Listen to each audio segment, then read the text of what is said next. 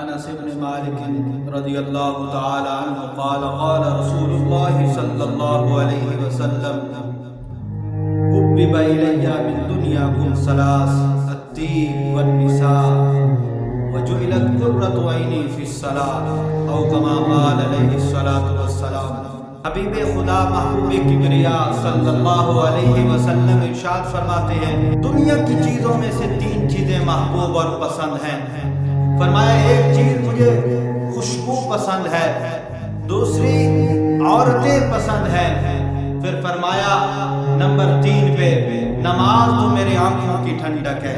حضرت علامہ سندھی رحمہ اللہ فرماتے ہیں کہ اس سے مراد حقیقی محبت نہیں ہے، بلکہ حقیقی محبت کے بارے میں تو آقا انعامدار نے خود فرمایا تھا کہ مجھے حقیقی محبت اللہ رب العزت سے ہے۔ اگر دنیا میں نے کسی کو خلیل بنانا ہوتا تو ابو بکر صدیق کو اپنا خلیل بناتا، لیکن میرا خلیل تو اللہ رب العزت ہے۔ فرمایا پہلی چیز پہ مجھے محبوب ہے الطیب، مجھے خوشبو بڑی پسند ہے۔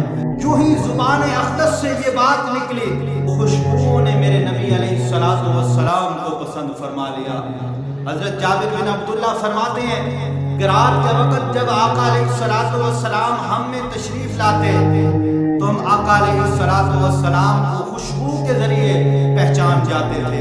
مسند ابی یعلا میں آیا ہے آقا علیہ الصلوۃ والسلام جس گلی کوچے سے گزر جاتے، گزرنے کے بعد کوئی اور راہ گزرنے والا جب اس گلی یا کوچے سے گزرتا تو اس کو انتہائی مہکا ہوا خوشبودار پا کر پہچان جاتا تھا کہ یہاں سے محبوب کبریا گزرے ہیں۔ حضرت انس فرماتے ہیں کہ ایک دن میرے محبوب علیہ الصلوۃ والسلام ہمارے گھر تشریف لائے اور میری امی نے ایک ڈبیا لیا اور اس سے آقا علیہ الصلوۃ والسلام کے پسینے کو جمع فرمایا۔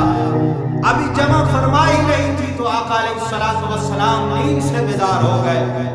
فرمایا ام سلیم کیا کر رہی ہے؟ آپ کے پسینے کو اس ڈبیا میں جمع کر رہی ہوں کیونکہ آپ کا خوشبو والا پسینہ تمام خوشبوؤں سے پاکیزہ اور بہترین ہے۔ دوسری چیز النساء، عورتیں۔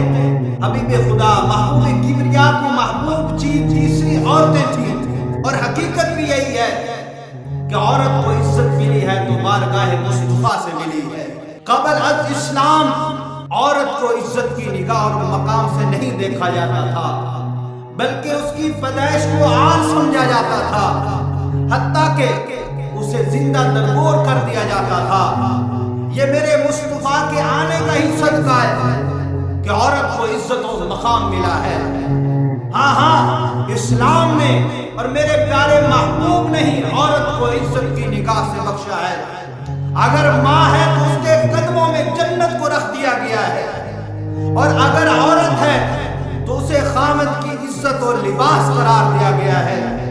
اگر بہن اور بیٹی ہے تو اس کی اچھی تعلیم اور تربیت پر جنت کا وعدہ دیا گیا ہے۔ اور تیسری چیز اللہ کے محبوب کو پسند ہے وہ نماز ہے۔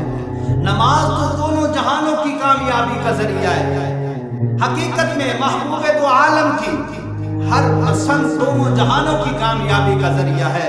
خوشبو مزاج میں اعتدال پیدا کرتی ہے اور شریعت کو اعتدال ہی منظور ہے، اور عورتیں یہ اعمال خیر میں معاون ثابت ہوتی ہیں جس کی وجہ سے دارین میں سرفرازی نصیب ہوتی ہے، اور نماز دونوں جہانوں کی کامیابی ہے، یہ نجات کا ذریعہ اور سبب ہے، جس کے بارے میں میرے محبوب نے فرمایا وَجُعِلَتْ قُرَّةُ عَيْنِي فِي الصَّلَاةِ، نماز تو میرے آنکھوں کی ٹھنڈک ہے، نماز ہی دین کا سکون ہے۔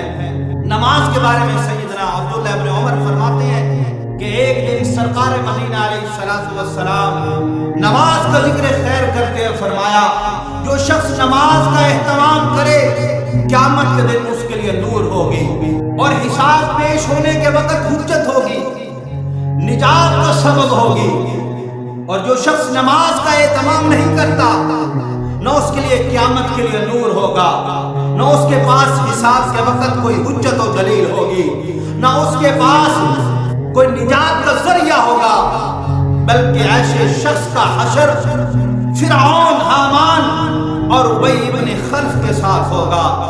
ہوں لاکھوں سلام اس آقا پر، بت لاکھوں جس نے توڑ دیے، امت کو دیا پیغام سکون، طوفانوں کے رخ موڑ دیے۔ اس محسن اعظم نے کیا کیا نہ دیا انسانوں کو، دستور دیا، منشور دیا، کچھ راہیں دی، کچھ موڑ دیے۔